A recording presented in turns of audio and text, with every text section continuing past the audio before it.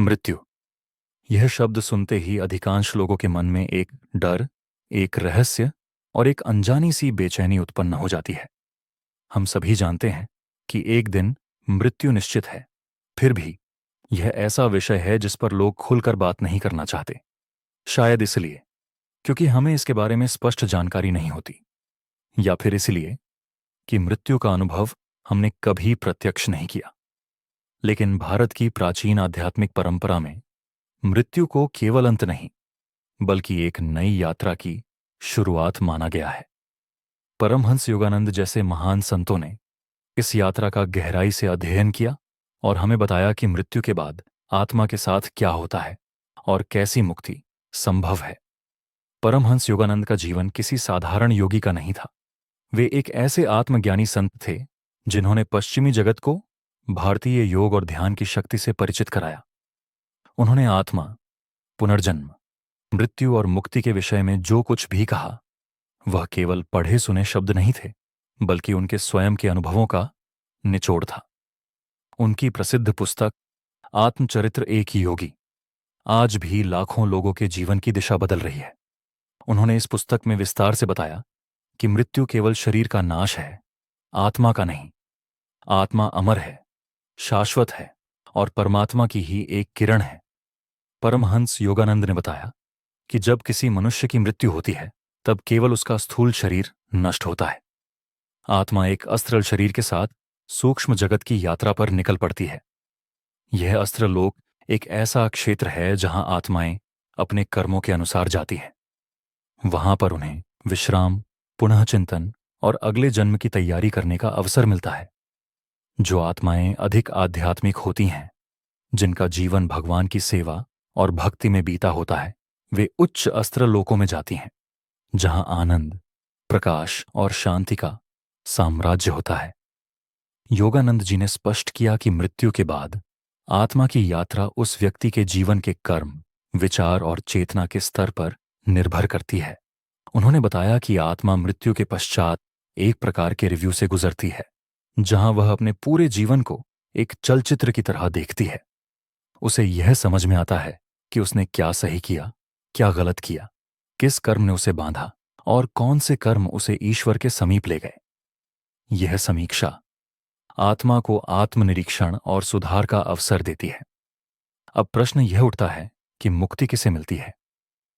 परमहंस योगानंद के अनुसार मुक्ति का अर्थ केवल पुनर्जन्म के चक्र से मुक्ति नहीं है, बल्कि वह अवस्था है जहां आत्मा अपनी मूल अवस्था परमात्मा से एकता को प्राप्त कर लेती है। यह मुक्ति तभी मिलती है जब आत्मा पूर्ण रूप से ईश्वर के प्रति समर्पित होती है, जब उसमें कोई वासना, कोई अभिलाषा नहीं बचती और जब वह पूर्ण आत्मज्ञान में स्थित हो जाती है। यह एक गहन अवस्था है जिसमें केवल आत्मा और परमात्मा के बीच कोई भेद नहीं रह जाता।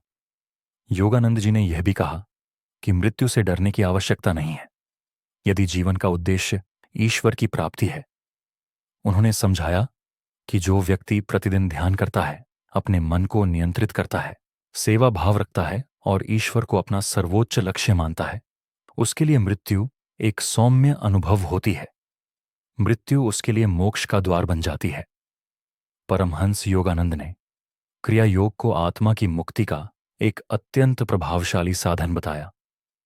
उनके अनुसार क्रिया योग एक वैज्ञानिक ध्यान प्रक्रिया है, जिसके द्वारा साधक अपनी जीवन ऊर्जा को रीढ़ की हड्डी में ऊपर की ओर प्रवाहित करता है और अंततः अपने आज्ञा चक्र के माध्यम से ईश्वर से मिलन करता है। इस प्रक्रिया में जब साधक मृत्यु को प्राप्त होता है, तब उसकी चेतना इतनी ऊंची हो चुकी होती है कि वह अपने शरीर को शांतिपूर्वक त्याग सकता है और अस्त्र लोक में उच्च अवस्था प्राप्त करता है। उन्होंने यह भी बताया कि मृत्यु के बाद आत्मा की चेतना बनी रहती है।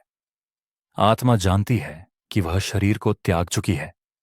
वह अपने अस्त्रल शरीर के माध्यम से अन्य आत्माओं से संपर्क कर सकती है, दिव्य प्रकाश देख सकती है और भगवान की ओर अग्रसर हो सकती है।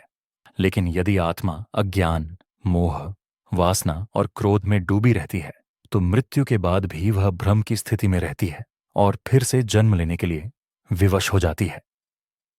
योगानंद जी ने कहा, जैसे एक अभिनेता मंच पर विभिन्न पात्र निभाता है, वैसे ही आत्मा विभिन्न शरीरों में जन्म लेती है। लेकिन जैसे ही वह समझ जाता है कि वह केवल एक अभिनेता है और यह नाटक उसका असली स्वरूप नहीं है, तभी वह इस जन्म मरण के चक्र से मुक्त होता है। इसी को उन्होंने मोक्ष या मुक्ति कहा, परम सत्य की प्राप्ति। आत्मा की मुक्ति में सबसे बड़ा योगदान उसके जीवन के विचारों का होता है।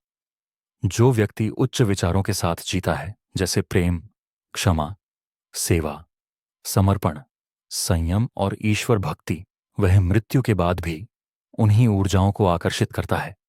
उसके चारों ओर दिव्य आत्माएं होती हैं और वह उच्च अस्त्र लोकों की ओर अग्रसर होता है। लेकिन जो व्यक्ति नकारात्मकता, हिंसा, द्वेष और स्वार्थ में जीता है, उसकी आत्मा मृत्यु के बाद भी अशांति और भ्रम में रहती है। योगानंद जी यह भी बताते हैं कि यदि कोई व्यक्ति मृत्यु के समय अपने प्राणों को कूटस्थ चैतन्य अर्थात भ्रूमध्य आज्ञा चक्र में केंद्रित कर देता है, तो उसकी आत्मा सीधा ईश्वर की ओर जाती है। यह योगी की मृत्यु कहलाती है।